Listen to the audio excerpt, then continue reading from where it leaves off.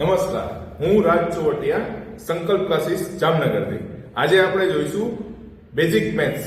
એમાં આપણે passing marks મેળવવા માટે કેટલા ચેપ્ટર કરવા પડશે, બરાબર? તો આપણી પાસે છે પહેલું ચેપ્ટર નંબર 5, જેનું નામ છે સમાંતર શ્રેણી.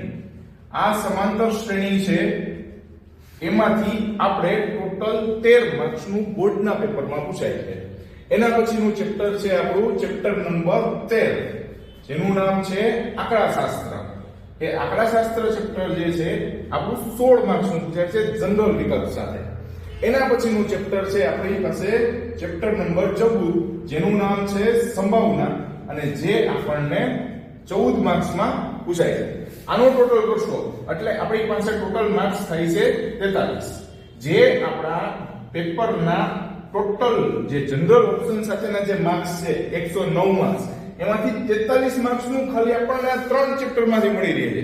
તો આ 3 ચેપ્ટર કરવાથી આપણે પાસિંગ માર્ક્સથી નજીક, હું તો પાસ થઈ જ જવાય. આપણે 80 માર્ક્સમાંથી 80 માર્ક્સનું જે પેપર છે એમાંથી 26 માર્ક્સ લાવવાના છે, બરાબર? તો આ 109 માંથી 43 માર્ક્સ આસાનીથી મળી જાય છે, બરાબર?